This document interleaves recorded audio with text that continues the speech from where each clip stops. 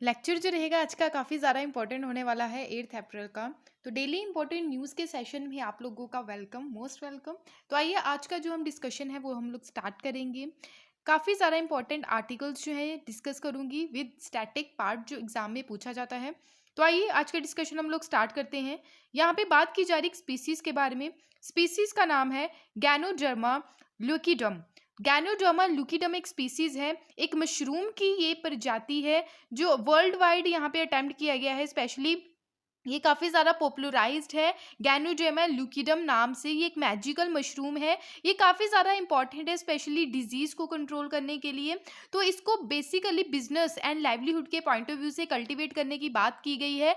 तो मेडिसिनल ये मशरूम है जो यूज़ किया गया है, स्पेशली सेंचुरीज से ये यूज़ किया जा रहा है, काफ़ी 100 सालों से ये यूज़ किया जा रहा है। किस बीमारी से लड़ने के लिए, जैसे कि बीमारी हो गई डायबिटीज़ हो गई, कैंसर होगी, इन्फ्लेमेशन हो गया, अल्सर्स हो गए, एज वेल एज जैसे बैक्टीरियल एंड स्किन इन्फेक्शंस के लिए भी ये काफ़ी ज़्यादा फायदेमंद है। अगर अपनी कंट्री की हम लोग बात करें तो काफ़ी ज़्यादा पोटेंशियल ऑफ फंगस है स्टिल बीइंग एक्सप्लोर्ड। ओके, तो कंसीडर की बात करें, इसको कंसीडर किया गया है as a most important medicinal mushroom in the world. तो इसका नाम आप लोगों ने याद रखना है। आपसे पूछा जा सकता है कि ganoderma lucidum recently in the news is related to which. तो ये ऑप्शंस आपको दे दिए जाएंगे कि ये एक जो है सैटेलाइट का नाम है या फिर एनिमल का नाम है। तो ये सारी चीज़ें तो आप लोगों ने, आपके माइंड में ये सारी चीज़ें क्लियर होनी चाहिए। उसके अलावा बात करें मॉनिकर्स, जैसे कि मशरूम ऑफ इमॉर्टैलिटी बोला जाता है, कैस्ट्रियल हर्ब एंड एस्पीशियस हर्ब इसको बोला जाता है। क्लियर। उसके अलावा ग्लोबली इसको रेड रेशी मशरूम के नाम से जाना जाता है। तो ये नाम नाम जो है ये काफ़ी ज़्यादा इंपॉर्टेंट है, ये आप लोगों को याद रखना है। उसके अलावा देखिए इसके बेनिफिट क्या है, हेल्थ बेनिफिट क्या है इस मशरूम के, गैनोड्रेमा लुकिडम मशरूम के बेनिफिट्स है कि एंटी कैंसर यानी कि कैंसर से लड़ने में काफ़ी ज़्यादा फायदेमंद है ये। कैमो प्रिवेंटिव है ये, कीमो प्रिवेंटिव यानी कि जैसे कीमोथेरेपीज वगैरह लोग करवाते हैं। तो एंटीवायरल है, वायरस से लड़ने में भी ये सक्षम है। इमो modulating and anti-hypertensive, anti-diabetic, cardiotonic यानी कि हार्ट की बीमारी से लड़ने में भी ये सक्षम है। एनालर्जिस्ट, एंटीऑक्सीडेंट एंड एंटी एलर्जेनिक यानी कि एलर्जी जो रहती है स्किन में तो उससे भी लड़ने में ये सक्षम है। तो आई होप आपको ये क्लियर हुआ होगा। उसके अलावा हम लोग बात करते हैं इसकी हिस्ट्री के बारे में, जान लेते हैं कि आखिर इसकी कल्टीवेशन जो है कहाँ से स्टार्ट हुई। तो 5000 साल पहले की बात है, चाइना में इसको ट्रेस किया गया था। और यहाँ पे मेंशन जो मिले हिस्टोरिकल पॉइंट ऑफ व्यू की अगर हम बात करें कि मेडिकल रिकॉर्ड्स काफ़ी ज़्यादा पाए गए हैं अलग अलग कंट्रीज में, जैसे कि जापान, कोरिया, मलेशिया एंड हमारे कंट्री, हमारी प्यारी कंट्री इंडिया। ओके, तो यहाँ पे जो नॉर्मल मशरूम्स हमारी कंट्री में पाए जाते हैं, जैसे कि बटन मशरूम हो गया, अलग अलग प्रकार की मशरूम की स्पीसीज पाई जाती हैं। और पैलिक्यूलर करेक्टरिस्टिक्स यहाँ पे इसके देखने को मिलते हैं। और यहाँ पे एक वुडन लाइक स्ट्रक्चर रहता है इसका, वुड बेस्ड सबस्ट्रेट ओनली। अगर थ्राइव्स वेल बात करें, ये काफ़ी ज़्यादा वार्म एरिया में पाया जाता है, ह्यूमिड क्लाइमेट कंडीशन यहाँ पे रहती है, वहाँ पे पाया जाता है। और ये ग्रो होता है मिक्स्ड फॉरेस्ट में, सब ट्रॉपिकल एंड टेम्परेट रीजन में।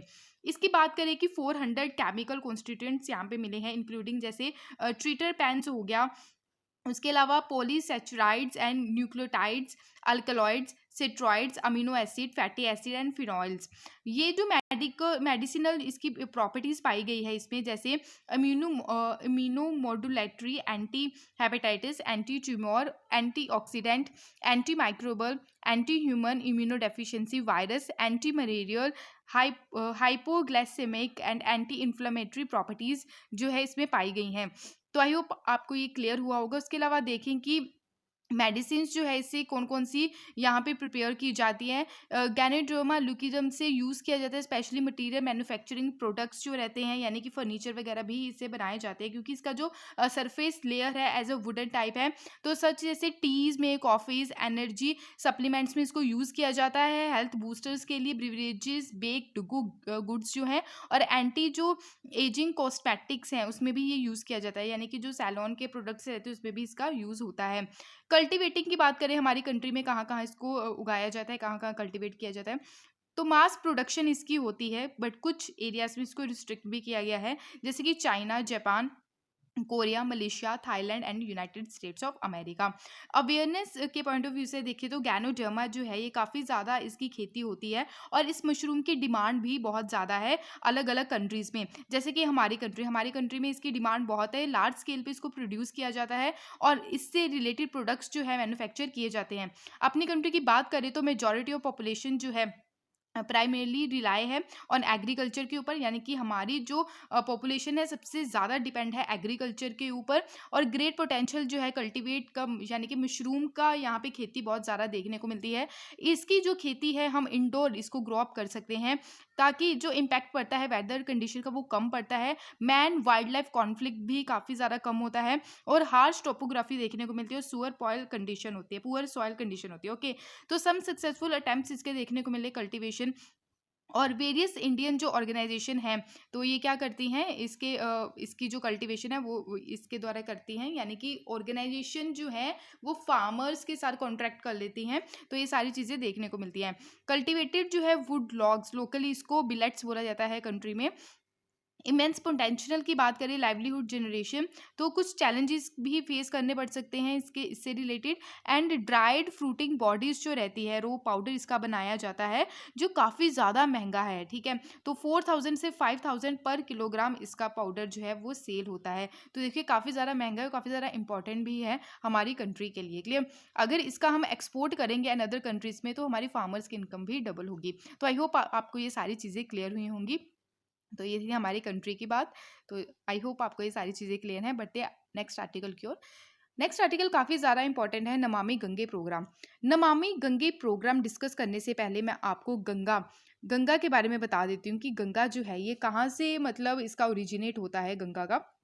गंगा रिवर सिस्टम की बात करें तो हेड वाटर ऑफ गंगा जो है, यानी कि कहाँ से निकल के आती है ये, भगीरथी जो है, भगीरथी से फेडअप होती है बाय द गंगोत्री ग्लेशियर। और ये ज्वाइन किसको करती है, Alaknanda at the Devprayag Uttarakhand. Clear, तो हरिद्वार में जो है गंगा इमर्ज होती है एंड माउंटेन से प्लेन्स की ओर गुजरती है।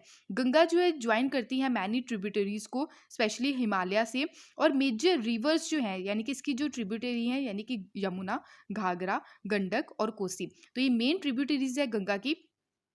अब यहाँ पे इंपॉर्टेंट बात ये है, यहाँ पे आप देख सकते हैं गंगोत्री ग्लेशियर से निकल के आती है। तो कौन कौन सी स्टेट से होके ये गुजरती है गंगा, तो ये आपका होमवर्क है। तो कौन कौन सी स्टेट से गंगा रिवर जो है ये फ्लो होके जाती है, ये आप लोगों का होमवर्क रहेगा। तो प्लीज़ कॉमेंट सेक्शन में इसका आंसर जरूर दीजिएगा।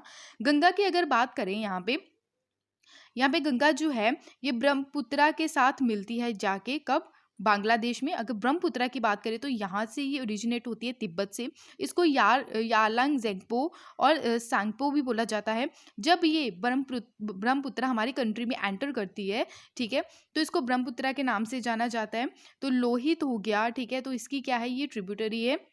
तो ब्रह्मपुत्र जब बांग्लादेश में एंटर करती है और गंगा के साथ मिलती है, तब इसको जामुना के नाम से जाना जाता है। एक तो हमारी कंट्री में रिवर होगी यमुना, तो एक है जामुना, जे से ये है, ठीक है, तो इसमें कंफ्यूज मत होइएगा। तो ये जब ये यहाँ पे एंटर करती है, यानी कि इसको जामुना के नाम से जाना जाता है। क्लियर, तो यहाँ पे जब ये यहाँ पे क्या रहता है, यानी कि जब ब्रह्मपुत्र एंटर करती है बांग्लादेश में, तब जामुना के नाम से जाना जाता है। जब ब्रह्मपुत्र गंगा के साथ यहाँ पे मिल जाती, मर्ज हो जाती है, तब इसको पद्मा के नाम से जाना जाता है।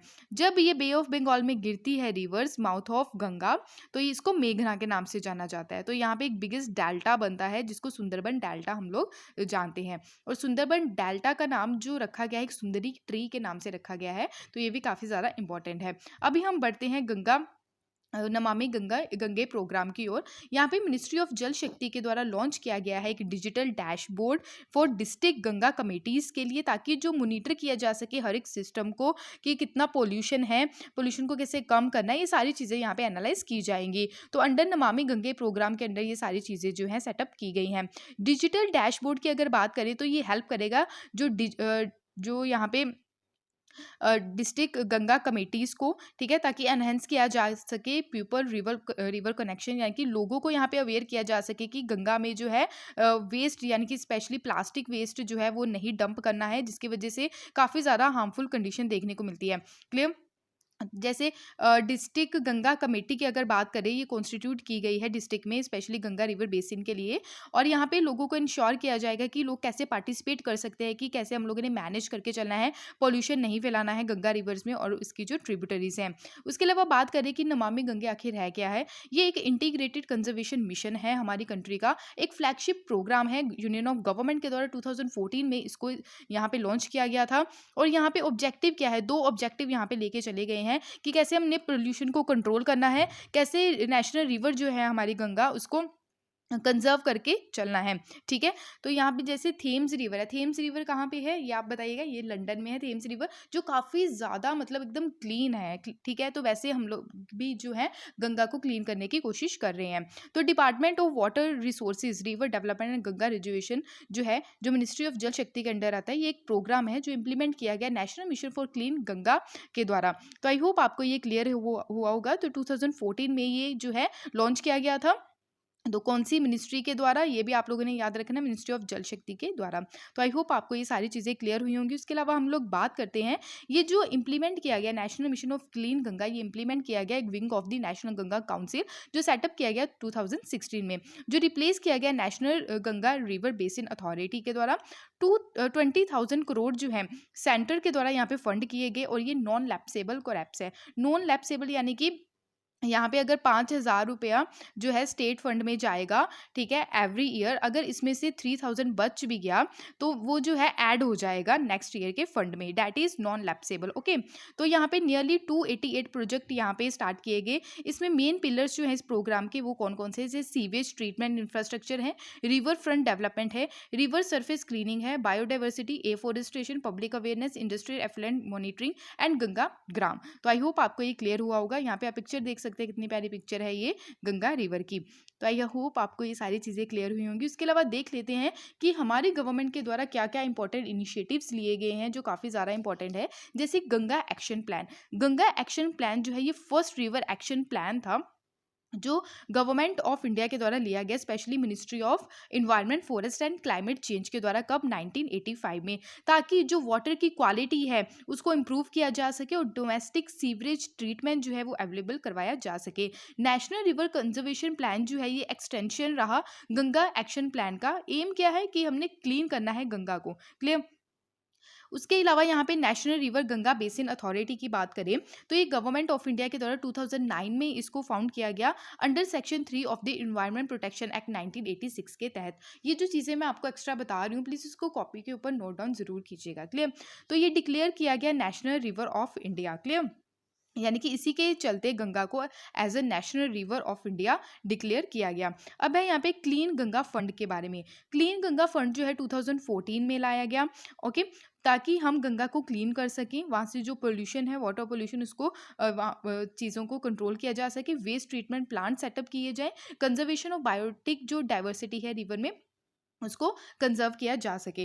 नेक्स्ट काफ़ी ज़्यादा इंपॉर्टेंट है भुवन गंगा वेब ऐप।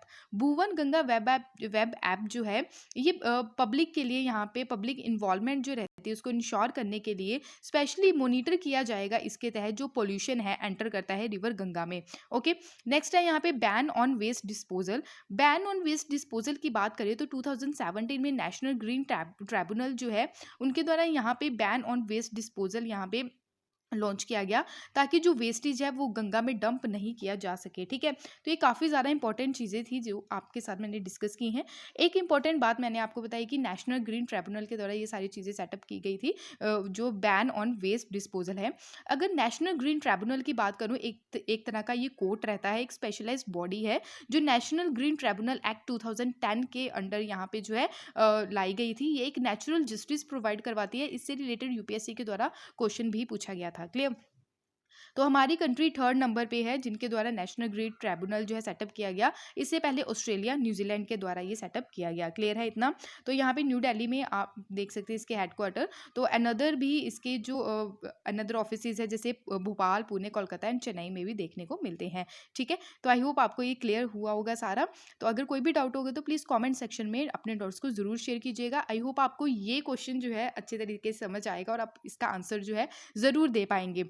यहाँ पे जो बात की जा रही है national Ganga river basin authority की, जो 2016 में ये पूछा गया यूपीएससी के द्वारा। तो एक ये रिवर बेसिन है और यहाँ पे आपको करेक्ट आंसर बताना है, ठीक है। तो करेक्ट स्टेटमेंट बतानी है। ये एक रिवर बेसिन है प्लानिंग एंड मैनेजमेंट के लिए, ये फर्स्ट स्टेटमेंट है। सेकंड स्टेटमेंट ये है कि स्पेयर हेड्स यानी कि रिवर कंजर्व एफर्ट यहाँ पे लाए गए हैं नेशनल लेवल पे। थर्ड स्टेटमेंट है कि one of the chief minister जो हैं स्पेशली स्टेट्स के थ्रू द गंगा यहाँ पे जो फ्लो करती हैं, जो जहाँ जहाँ गंगा फ्लो करके जाते हैं जिन जिन स्टेट में, उनके जितने भी चीफ मिनिस्टर है वो चेयरमैन रहते हैं NGRBA के, ठीक है। तो रोटेशन बेसिस पे यहाँ पे चेयरमैनशिप यहाँ पे प्रोवाइड करवाई जाती है। तो तीनों में से कौन सी स्टेटमेंट सही है ये आप लोगों ने बताना है। ऑप्शन ए है 1 and 2 only, option B 2 and 3 only, option C 1 and 3 only, option D 1, 2 and 3 only. तो आई होप आपको ये क्वेश्चन समझ में आया होगा। प्लीज इसका आंसर जो है वो जरूर दीजिएगा। बढ़ते हैं नेक्स्ट आर्टिकल की ओर। यहाँ पे एक बात की जा रही है वर्ल्ड यूनिवर्सिटी रैंकिंग के बारे में। तो हमारी कंट्री जो है टॉप 100 में आ गई है, IIT स्पेशल जो बॉम्बे है।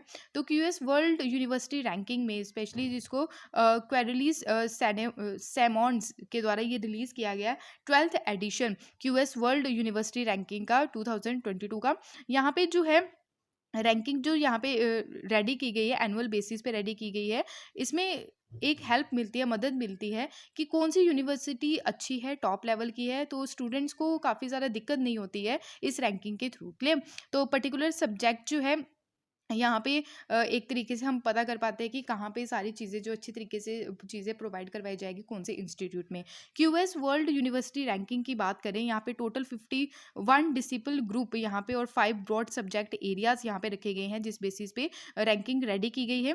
जैसे फर्स्ट है आर्ट एंड ह्यूमैनिटीज़, सेकेंड है इंजीनियरिंग एंड टेक्नोलॉजी, थर्ड है life sciences and medicine, fourth है नेचुरल साइंसेज, फिफ्थ है social sciences and management. I hope आपको ये क्लियर हुआ होगा। उसके अलावा बात करते हैं अपनी कंट्री के बारे में। इंडियन इंस्टीट्यूट्स जो है, Indian institute of technology Bombay जो है 65th रैंक रहा, ये याद रखिएगा प्लीज़, काफ़ी ज़्यादा इंपॉर्टेंट है। तो Indian institute of technology Delhi जो है 72nd रैंक रहा। ओनली इंडियन इंस्टीट्यूट जो है ये अमंग टॉप 100 रैंक में रहा इंजीनियरिंग एंड टेक्नोलॉजी कैटेगरीज में। IIT बॉम्बे की बात करें तो 79.9, IIT Delhi 78.9। Top 3 QS world ranking 2022 की अगर बात करें तो वो है मैनचेस्टर, जो इंडियन जो इंस्टीट्यूट ऑफ टेक्नोलॉजी है ये USA की है, ठीक है। तो ये आई थिंक 4th या 5th टाइम ये टॉप रैंकिंग पे है। यूनिवर्सिटी ऑफ ऑक्सफर्ड की बात करें सेकेंड नंबर पे, Stanford university and the university of Cambridge ये थर्ड नंबर पे है। तो आई होप आपको ये सारी चीज़ें क्लियर हुई होंगी। यहाँ पे लिस्ट है, लिस्ट आपके सामने है कौन कौन सी टॉप रैंकिंग में है, तो ये आप लोग याद रखिएगा। क्लियर? नेक्स्ट यहाँ पे बात की जा रही है सरहुल फेस्टिवल 2022 के बारे में। सरहुल फेस्टिवल कहाँ पे है? ये झारखंड स्टेट में सेलिब्रेट किया जाता है स्पेशली ट्राइबल कम्युनिटीज़ के द्वारा। ये एक लोकल सरना रिलीजन के द्वारा यहाँ पे जो है सेलिब्रेट किया जाता है। सेलिब्रेट ये किया जाता है हिंदू मंथ जब चैत्रा आता है, 3 डेज का ये जो है, 3 days after the appearance of new moon. Sarhul word का मतलब है ट्री वर्शिप, यानी कि जैसे हम पीपल की पूजा करते हैं तो जैसे पेड़ों की पूजा की जाती है, ठीक है, उसका इसका मतलब यही है सरहुल का। फेस्टिवल जो है नेचर की यहाँ पे पूजा की जाती है। ईयर 2022 की बात करें तो 4 अप्रैल को ये सरहुल फेस्टिवल आपको देखने को मिला। तो याद रखिएगा, इंपॉर्टेंट ये है कि सरहुल फेस्टिवल कहाँ पे सेलिब्रेट किया जाता है, तो ये झारखंड में किया जाता है। यहाँ पे आप देख सकते हैं पिक्चर, ट्राइबल्स के द्वारा ये जो है यहाँ पे एंजॉय किया जा रहा है इस फेस्टिवल को। झारखंड की अगर हम बात करें तो यहाँ पे आपको झारखंड देखने को मिलता है। तो बिहार से इसको अलग किया गया था, बिहार स्टेट से। तो झारखंड को Bihar, waste Bengal, Orissa, Chhattisgarh, Uttar Pradesh state boundary touch करती है। 15 नवंबर यहाँ पे 2000 में ये न्यू स्टेट निकल के आया। कैपिटल इसकी रांची है। सब कैपिटल की बात करें तो दुमका है। लार्जेस्ट सिटी झारखंड की जमशेदपुर है। टोटल डिस्ट्रिक्ट है झारखंड की 24। आज के टाइम में जो गवर्नर है वो है रमेश बाइस एंड चीफ मिनिस्टर कौन है? हेमंत सोरेन। तो यहाँ पे लेजिस्लेचर यूनिकैमरलिज्म है, 81 सीट है। राज्यसभा की सीट यहाँ पे 6 है, लोकसभा की 14 है। झारखंड की अगर हाई कोर्ट की बात करें तो झारखंड हाई कोर्ट है। टोटल रैंक की बात करें तो 14th रैंक है। तो आई होप आपको ये क्लियर हुआ होगा। बढ़ते हैं नेक्स्ट आर्टिकल की ओर। यहाँ पे एक बुक की बात की जा रही है जो काफ़ी ज़्यादा इंपॉर्टेंट है, tiger of brace, captain Anuj Nair, 23 Kargil hero. तो ये कारगिल हीरो एज यहाँ पे, यानी कि यहाँ पे बड़े बहादुरी से इनके द्वारा जो है फाइट की गई थी वॉर में। तो इन्हीं के नाम पे, इन्हीं की ही लाइफ स्टोरी पे यहाँ पे एक बुक यहाँ पे बनाई गई है एक ऑथर के द्वारा, जिनका नाम है मीना नायर, जो मदर हैं कैप्टन अनुज नायर की। तो यहाँ पे टाइगर ऑफ ड्रास यहाँ पे बुक का नाम है। क्लियर? तो यहाँ पे जो है कैप्टन अनुज नायर की मदर एंड हिम्मत सिंह शेखावत के द्वारा यहाँ पे मिलके ये बुक लिखी गई है। तो राष्ट्रीय राइडर्स, पार्ट ऑफ राष्ट्रीय Riders biking group, homage of martyrs families, author यहाँ पे न्यू बुक टाइटल है tiger of dress, captain Anuj Nair 23 Kargil hero, जो पब्लिश की गई है hyper college publishers of India के द्वारा। इंपॉर्टेंट बात यह है कि इनको अवार्ड भी मिला जा चुका है, महावीर चक्र पोस्टुमसली इनको दिया गया मरणोपरांत, जो सेकंड हाईएस्ट गैलेंट्री अवार्ड था 2000 में इनको दिया गया। एक तो रहते हैं गैलेंट्री अवार्ड वॉर टाइम, एक पीस टाइम गैलेंट्री अवार्ड्स रहते हैं। वॉर टाइम गैलेंट्री अवार्ड्स जो हैं उसमें आ जाता है परमवीर चक्र, महावीर चक्र और वीर चक्र। अगर पीस टाइम गैलेंट्री अवार्ड्स की बात करें उनमें आ जाता है अशोक चक्र, कीर्ति चक्र एंड शौर्य चक्र। तो ये आप लोगों को अवार्ड्स याद रखने हैं, कई बार जो है क्रोनोलॉजिकल ऑर्डर में लगाने के लिए आपसे क्वेश्चन पूछा जा सकता है। तो कैटेगरीज जो है गैलेंट्री अवार्ड्स की, तो वॉर टाइम गैलेंट्री अवार्ड्स है, पीस टाइम गैलेंट्री अवार्ड्स है, तो ये आप लोगों को याद रखना है। फर्स्ट आ जाता है परमवीर, महावीर एंड वीर चक्र। पीस टाइम गैलेंट्री अवार्ड्स की बात करें अशोक चक्र, कीर्ति चक्र एंड शौर्य चक्र। तो आई होप आपको ये सारी चीज़ें क्लियर हुई होंगी। तो ये था आज का इंपॉर्टेंट करंट अफेयर का सेशन। अगर आपको कोई भी डाउट होगा इस लेक्चर के रिगार्डिंग तो अपने डाउट्स को प्लीज़ कॉमेंट सेक्शन में ज़रूर शेयर कीजिएगा, और जो क्वेश्चन आपसे पूछा उसका आंसर ज़रूर दीजिएगा। पीडीएफ इसकी आपको टेलीग्राम चैनल पे मिल जाएगी, उसको ज्वाइन प्लीज़ कर लीजिएगा। इंस्टाग्राम पे भी आप फॉलो कर सकते हैं। अगर वीडियो पसंद आए तो प्लीज़ लाइक शेयर सब्सक्राइब ज़रूर कीजिए। Thank you for watching my video. जय हिंद।